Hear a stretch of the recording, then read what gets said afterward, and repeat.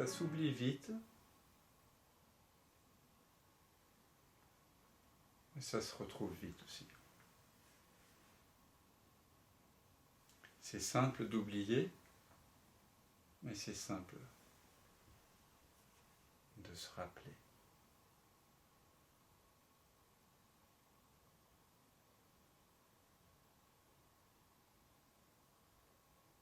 Donc vous voyez, ce n'est pas un enseignement, on n'ajoute pas de savoir.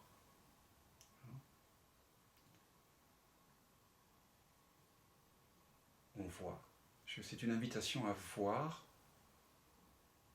ce par quoi tout est vu. Donc éventuellement, il peut y avoir des encombrements dans le regard qui nous empêchent de voir. Alors on peut faire un petit pas en arrière et réaliser que ces encombrements, ces voilements apparents et momentanés, ces émotions, ces sensations, ne sont que des perceptions, des sensations transitoires qui vont et viennent dans un espace qui lui est déjà là, qui est déjà là l'espace. Vous êtes l'écran sur lequel apparaît tout ça. Alors, vous n'avez jamais été que ça.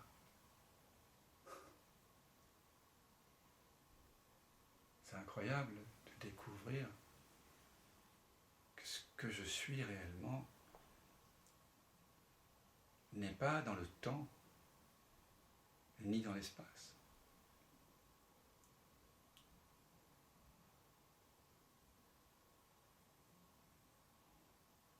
Et en même temps, que ce que je suis imprègne tout ce qui apparaît et disparaît au sein de l'espace et du temps. Ce que je suis est absolument et totalement, radicalement détaché de toute perception, et en même temps, j'imprègne. Cette présence consciente que je suis imprègne toute chose.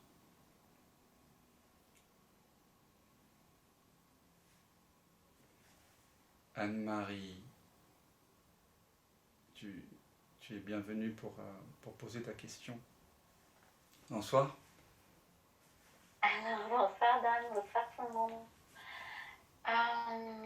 Oui, alors la question, je vis vraiment intensément le fait de sentir vraiment l'espace.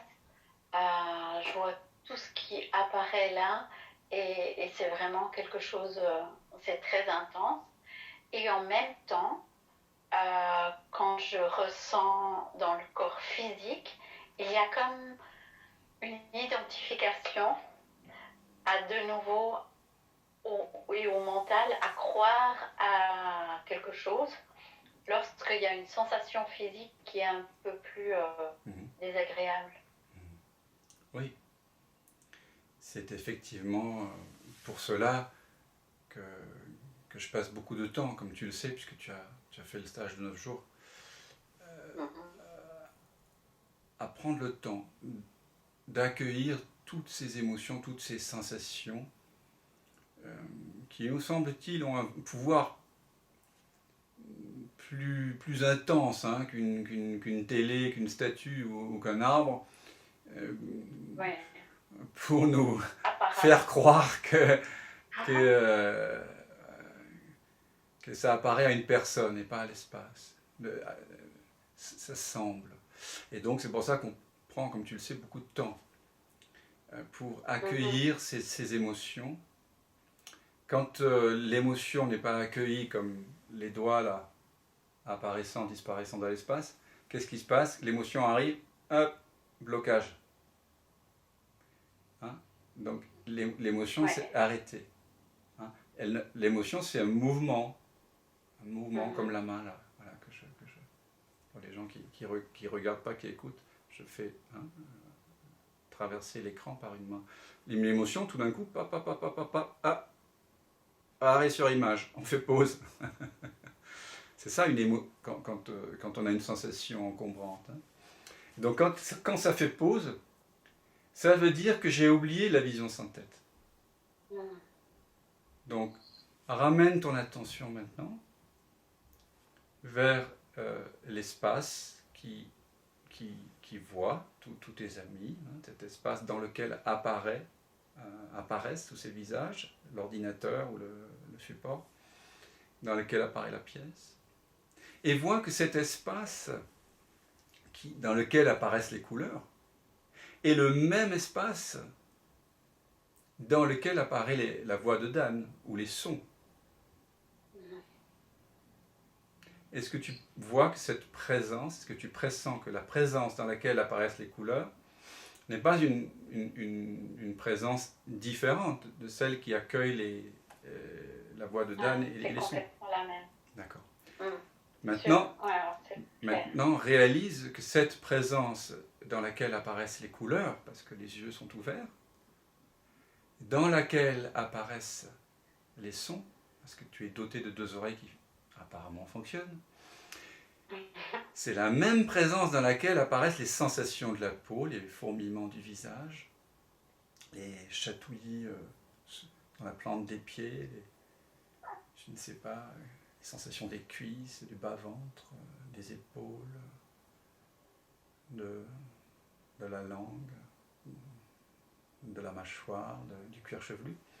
C'est la même présence dans laquelle apparaissent les odeurs, dans laquelle apparaissent les goûts, même si il n'y a pas beaucoup de goût dans une bouche, sauf si on vient de manger un aliment. Mais quand même. Et c'est la même présence dans laquelle apparaissent maintenant ces sensations, un petit peu peut-être lourdes, un petit peu plus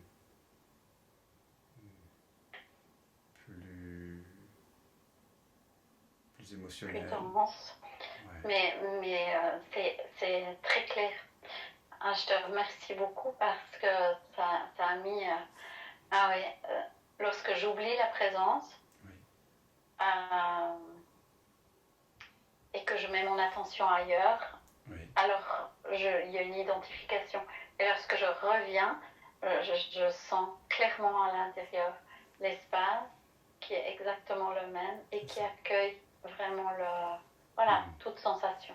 Et il n'y a plus d'identification à ce moment-là. C'est ça. Et là, du coup, quand il n'y a plus d'identification, l'émotion, au lieu d'être donc figée, arrêt sur image, elle reprend sa route. Elle circule. Voilà, elle circule. Donc, au départ, ça fait ça, une émotion, voilà, 100 personnes, ça fait ça. Une émotion avec personne, voilà, hop, elle s'arrête. Et puis, il n'y a personne, hop, elle continue, hop, elle s'arrête. Et tout d'un coup, tu reviens à la présence. Et hop, elle continue à se mouvoir. Et là, tôt ou tard, elle finit par disparaître, mais à son rythme, C'est pas parce qu'on veut, si on veut que ça disparaisse, bloqué. Il n'y a pas d'attente, voilà. Complètement. S'il n'y a pas d'attente, et l'espace, lui, est sans attente. La personne ne peut pas accueillir. Elle accueille toujours de façon limitative. La personne, a des préférences. Vous préférez les grands, les petits, les noirs, les jaunes, les verts. Vous préférez les Espagnols aux Italiens. Vous votez à droite ou à gauche. C'est comme ça. Vous êtes hétéro ou homo, ou que sais-je. Ça, c'est les préférences du corps. Ouais. L'accueil dont je parle ici, c'est ceux qui accueillent déjà. C'est déjà accueilli. Donc c'est simplement du bon sens.